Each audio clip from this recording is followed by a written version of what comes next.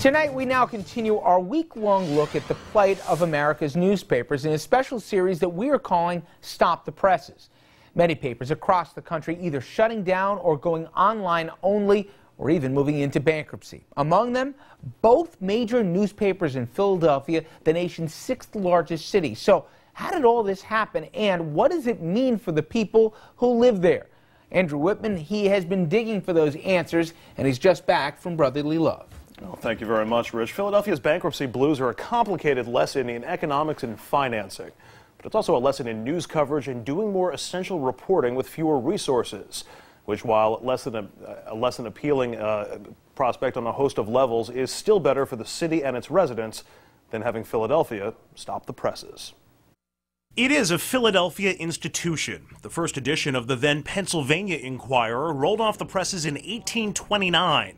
Making it the 3rd oldest daily newspaper in the United States, which is why so many people were shocked to see the Inquirer in the headlines recently, not just reporting them. On February 21st, Philadelphia Media Holdings, which owns the Inquirer and the Philadelphia Daily News, announced the company was filing for Chapter 11 bankruptcy. The decision reflects a financial standing that will leave some scratching their heads that the papers, while in bankruptcy, are both still profitable. The operational side of the company, as you said, is making money, and last year made $36 million. The year before made $50-some million. Yet the company remains deeply in debt. The reason stems from the sale of the papers back in 2006. McClatchy, one of the biggest newspaper companies in the U.S., sold the Inquirer, the Daily News, and Philly.com to local owners for $562 million. But given the state of the economy and the newspaper industry, the papers are worth far less today, and those profits can't cover the loans. So the company is using bankruptcy to essentially refinance. And yes, cuts will have to be made, though management hopes not to its reporting staff. We need to really spend money on the product, and that great journalism, and under the editors that we have, the papers have gotten better, we think, in the last 2 years. Our surveys tell us that from readers, that they like it better. So that really is kind of the last area that we would look to. When I was here from, in the 70s, 80s, and to the mid-90s, we had 680 newsroom employees. When I came back, we were down to about 330 editorial employees. Still quite a robust editorial staff, the biggest in the region by far, but really only a shadow of what the paper once was. Vernon Loeb is an assistant managing editor for the Inquirer. He's seen the impact those staff cuts have brought, even if his readers do not. We're not as deep and we're not as broad as we used to be. I think we still are very good at hitting breaking news really hard and doing selected projects. But we're able to do in-depth reporting less frequently than we once did. We're able to do fewer projects than we once were able to. And we're able to do them for, a shorter amount of time often. They are projects that can change the face of a city and keep officials in check. Take the conviction of Vincent Fumo, a former state senator convicted last week on 137 counts of corruption, conspiracy, and fraud. The Inquirer broke the story that launched the federal investigation. It's classic investigative reporting. It begins with a reporter assigned to cover South Philadelphia. That reporter spotted an unusual sign on Election Day and did what reporters do. The Inquirer's digging uncovered illegal cash payments and improper property deals. But for, these two really dogged reporters asking, really interesting questions and refusing to be, deterred, but for that, there is no Fumo case. And I think that's really a great example of investigative reporting at its best. Investigative reporting takes two things, basically. It takes time and it takes money. And while we're, we almost alone in the region now have the time and the money still to do serious investigative reporting, we don't do as much as we used to.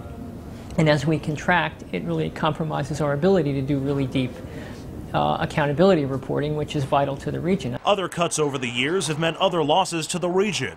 The paper used to print insert sections focused on specific neighborhoods. Back when they started, these insert sections had 15 to 20 reporters each. They covered local governments, school districts in incredible depth. All of that reporting is now gone.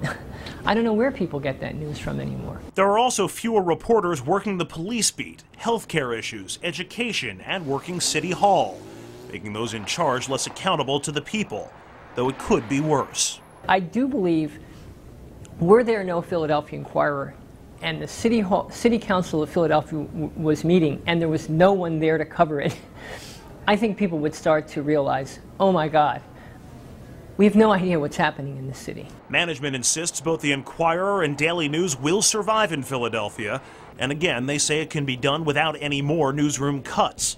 In the city where our nation was born, a quote from a founding father has resonated and even become something of a prayer. I'd rather be in a country with newspapers and no government than a country with a government and no newspapers. And I'm with Jefferson, and you know, I'm with the people who dreamed up the First Amendment. Yeah, I think newspapers are way too important to fail.